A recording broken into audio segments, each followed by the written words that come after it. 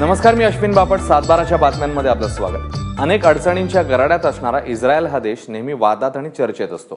मात्र शेती आणि संरक्षण क्षेत्रात इस्रायलने केलेली प्रगती ही वाखाणण्याजोगी आहे. स्मार्ट सिटी असो किंवा मग स्मार्ट शेती, इस्रायलने आपलं वेगळं स्थान निर्माण केलेलं आहे. त्यांच्याकडील तंत्रज्ञानाचा अनेक देशांना फायदा होतोय. आपले पंतप्रधान सध्या इस्रायल दौऱ्यावर आहेत. या पार्श्वभूमीवर तिथल्या शेती क्षेत्राबद्दल जाणून घेऊया. खरीखुरी स्मार्ट शेती कशी असते ते आजच्या पहिल्या भागात बघूया.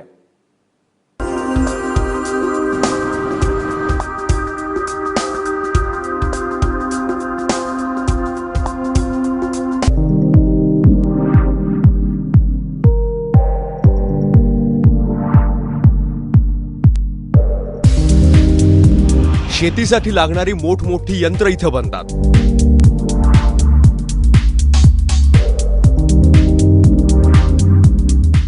जगात सगळ्यात जास्त दूध देणारी गाय इथंच आहे. ठिबक सिंचनाचा शोध याच देशात लागला. पाण्याच्या प्रत्येक थेंबातून जास्त उत्पादन मिळवणारा शेतकरी इथं आहे.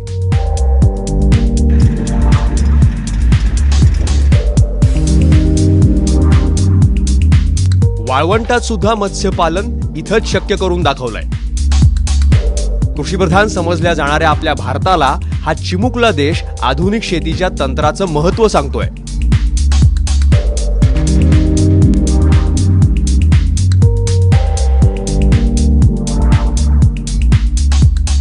हा आहे जूनचा देश. ही आहे इस्रायलची शेती.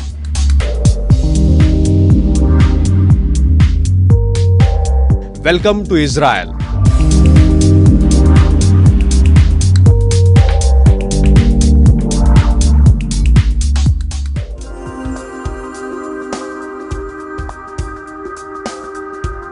साधारण 100 वर्षापूर्वी जगभरातून ज्यू या भागात येऊ लागले.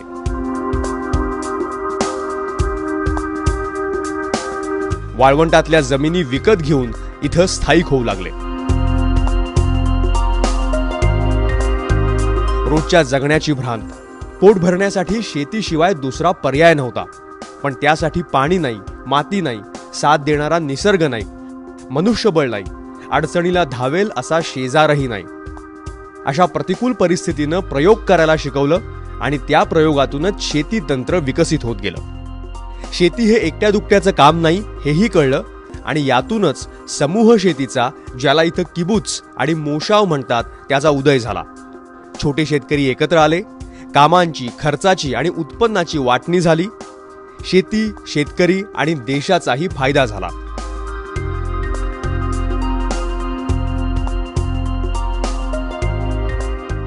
नॅशनल वॉटर सिस्टीम आहे. त्यामुळेच इस्रायलमध्ये अमृतापेक्षाही पाण्याचं महत्त्व जास्त आहे.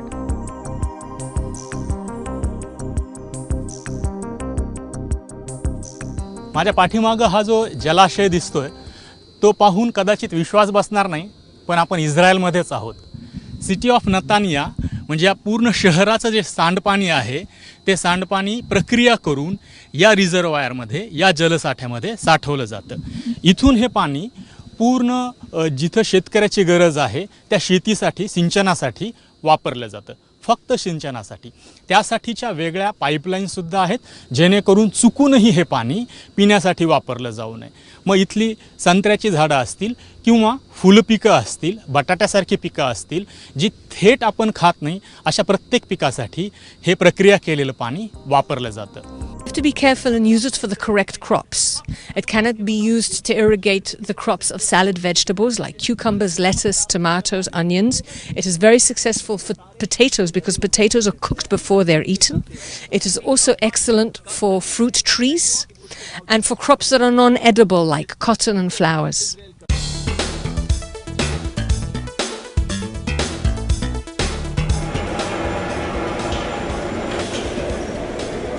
इस्रायल समोरचं दुसरं मोठं आव्हान होतं मनुष्यबळ. या देशाची लोकसंख्या फक्त 85 लाख आहे.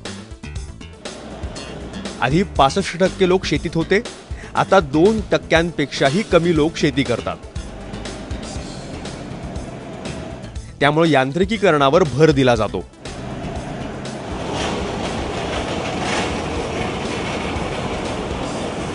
मजुरांची समस्या इथेही आहेच. थायलंड, व्हिएतनाम, कंबोडिया, नेपाळमधून मजुरीसाठी लोक इथं येतात.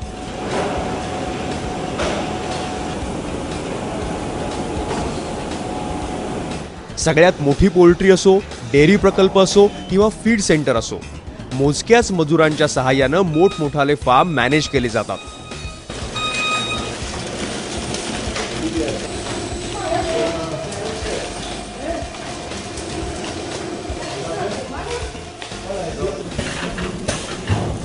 जंजुरी लेटुसचे शिमॉन जंजुरी यांची आम्ही भेट घेतली. लेटुस म्हणजे सलाद हे शिमॉन जंजुरींचं पिढीजात पीक. इस्रायलमधल्या जवळपास सगळ्या सुपरमार्केट्समध्ये जंजुरींचं लेटुस दिसतंच. त्यामुळं त्यांना इथं लेटुस किंग असं मानलं जातं. 15 हेक्टरमध्ये फक्त लेटुस घेतात. 20 ते 25 कोटींची उलाढाल करतात.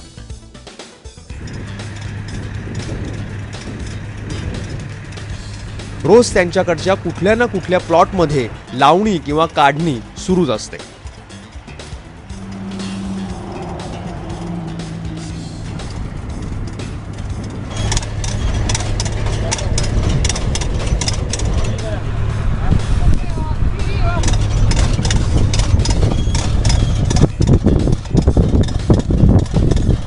त्यांचा मुलगा लावणीचं ट्रॅक्टर चालवताना दिसला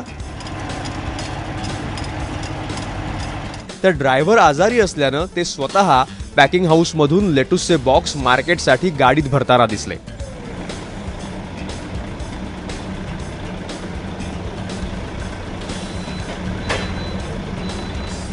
$50 ते 100 कोटींची उलाढाल असलेला शेती उद्योजक सुद्धा शेतीतली सगळी कामं स्वतः करताना आपल्याला दिसतो.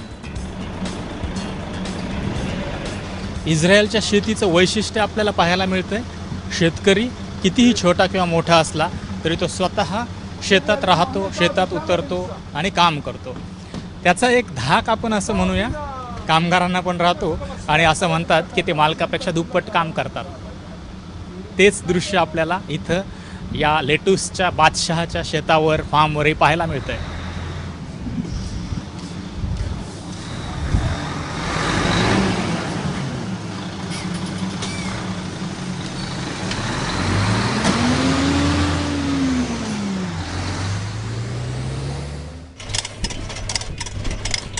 लावणीपासून काढणी, पॅकिंग पर्यंत शेतीतली सगळी कामं यंत्रांच्या सहाय्यानं होतात.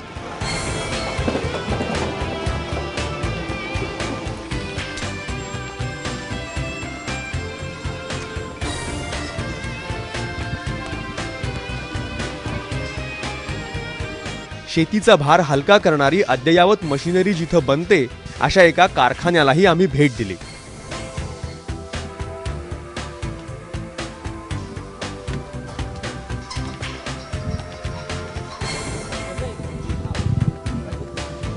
डाळिंबापासनं त्याचे दाणे वेगळे करणारं यंत्र असो किंवा वेगवेगळ्या फळांची प्रतवारी करणारी भली मोठी यंत्र आपण भारतात आणि भारताच्या बाहेरही व्हिडिओमध्ये पाहिले असतील. ती यंत्र कदाचित याच फॅक्टरीमधनं तयार झालेली असू शकतात. ही आहे युरॉन टेक्नॉलॉजीची factory.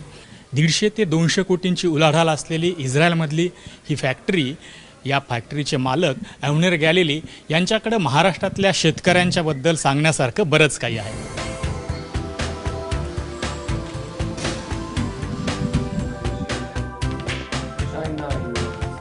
From what I know about Maharashtra, farmers are very good. They very educated and they like innovation and they appreciate our and the Israeli innovations in general. And I think with some support from your government, you can be fantastic.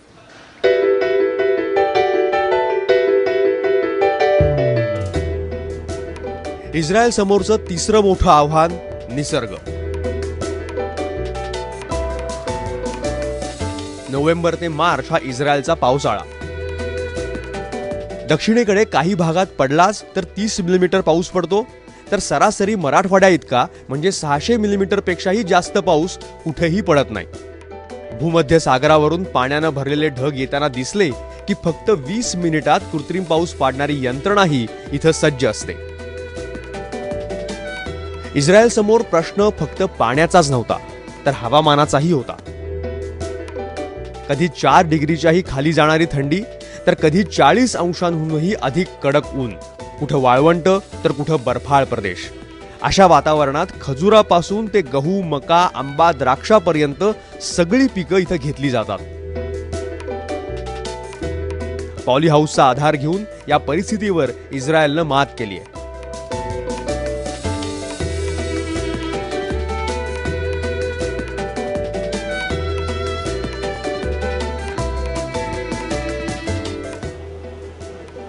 नियंत्रित वातावरणात ढोबळी मिरची, zucchini, tomato यासारख्या पिकांपासून आपल्या शेतकऱ्यापेक्षाही 5 पट जास्त उत्पादन घेणारे शेतकरी इथं इस्रायलमध्ये आहेत.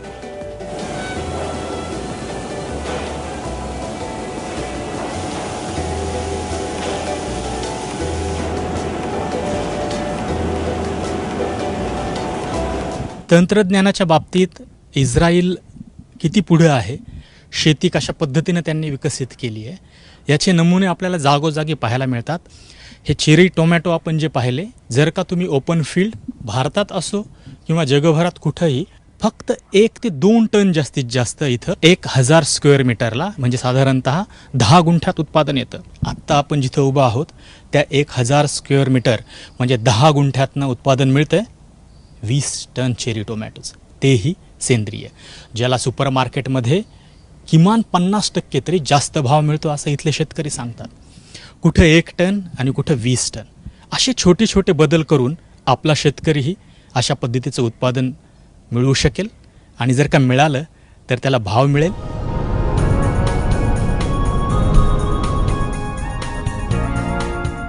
आरावा प्रांत हा दक्षिण इस्रायलमधला संपूर्ण वाळवंटी भाग.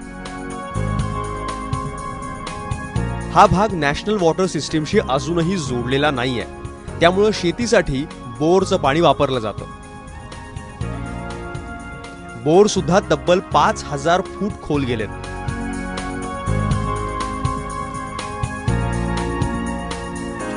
इथं कधी काळी समुद्र होता हे सांगितलं तर विश्वास बसणार नाही. 3500 लोकवस्तीच्या आरावामध्ये 800 कुटुंब आहेत. वाढतं तापमान, क्षारयुक्त जमीन, वाळवंट असं असूनही 90% शेतकरी यशस्वी शेती करतायत.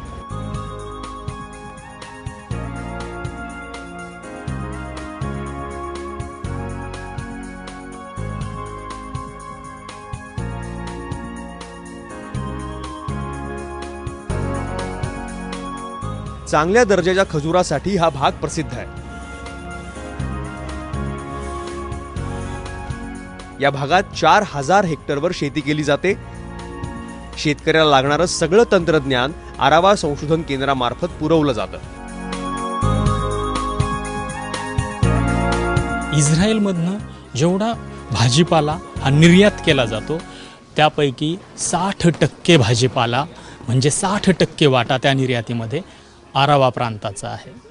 मला असं वाटतं की याच्यापेक्षा प्रतिकूल परिस्थितीवर मात करण्याचं दुसरं उदाहरण आपल्याला पाहायला मिळणार नाही.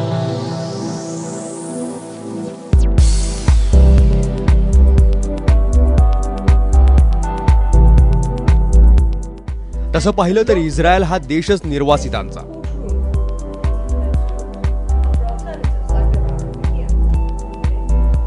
त्यामुळे शेतीचा समृद्ध वारसा, आधीच्या पिढीचं संचित असं काही नव्हतं. भावनिक गुंतागुंत नव्हती. माझा आजा असं करायचा म्हणून मी असंच करणार ही भानगड सुद्धा नव्हती. पाटी कोरी असण्याचा इथल्या शेतकऱ्याला आणि शेती संशोधकांना फायदाच झाला. जे करायचं ते सगळं नव्यानं करायचं. शेतीतल्या पहिल्या 1-2 पिढ्यांनी प्रचंड मेहनत घेतली. त्यातून एक तंत्र विकसित झालं. शेतीतल्या पहिल्या पिढीत उत्पादन तब्बल 30 पटीनं वाढलं तर दुसऱ्या पिढीनं 12 पट वाढ मिळवली.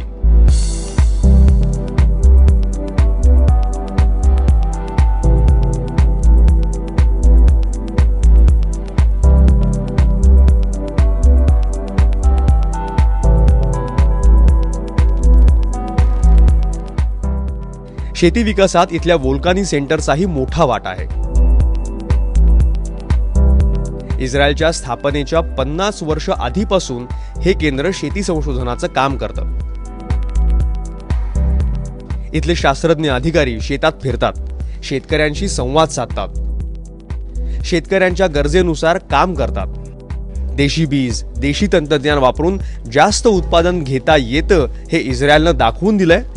मात्र आगामी काळामध्ये जेनेटिकली मॉडिफाईड तंत्रही महत्त्वाचं असल्याचं वोल्कानी सेंटरचे संचालक योराम कापुलनिक सांगतात. Oh, it's very challenging. You have a lot of challenges, because you have, first of all, we are lucky to have so many difficulties in agriculture. So there are a lot of good and nice angles that, as a scientist, you can meet your scientific spirit and, in the same time, to do something good to your nation. शास्त्रज्ञांच्या कामकाजाचं मूल्यमापन, त्यांची बढती अशा गोष्टी कागदी कामांवर नाही तर खऱ्याखुऱ्या संशोधनावर, शेतकऱ्यांच्या समस्या सोडवण्याच्या प्रमाणावर ठरते असं कापुलनिक सांगतात. याच वोल्कानी सेंटरमध्ये होल्स्टेन फ्रिजियन जातीच्या गायीवर 40 वर्ष संशोधन चाललंय. संशोधकांच्या या परिश्रमाची फळं त्यांना आता चाखायला मिळत आहेत. जगात सर्वात जास्त दूध देणाऱ्या गायी आज इस्रायलकडे आहेत. इथं होलिस्टीन फ्रिजियल म्हणजे HF गायी दररोज 35 ते 40 लिटर दूध देतात. म्हणजे एका वेतात सरासरी 12 ते 13 हजार लिटर दूध मिळतं. आपल्या भारतात याच HF गायी रोज सरासरी फक्त 13 ते 14 लिटर म्हणजे एका वेतात जास्तीत जास्त 4000 लिटर्स दूध देतात. थोडक्यात भारताच्या तिप्पट दूध इस्रायलचा दूध उत्पादक शेतकरी मिळवतो. शास्त्रज्ञांच्या संशोधनाला शेतकऱ्यांनी चांगल्या व्यवस्थापनाची जोड दिल्यानं हे शक्य झालंय. दूध आणि मधाच्या नद्या जिथं वाहतात असा प्रदेश म्हणून इस्रायलचं वर्णन थेट बायबलमध्ये केलेलं आढळतं. मधाचं तर माहिती नाही, पण दुधाचा महापूर जवळपास इस्रायलनं आणलेला आपल्याला पाहायला मिळतो. सगळ्यात जास्त दूध देणारी जगातली गाय आज यांच्याकडे आहे. कसं साधली त्यांनी ही किमया हे पाहण्यासाठी आपण इथल्या एका फार्मला भेट द्यायला लागलो.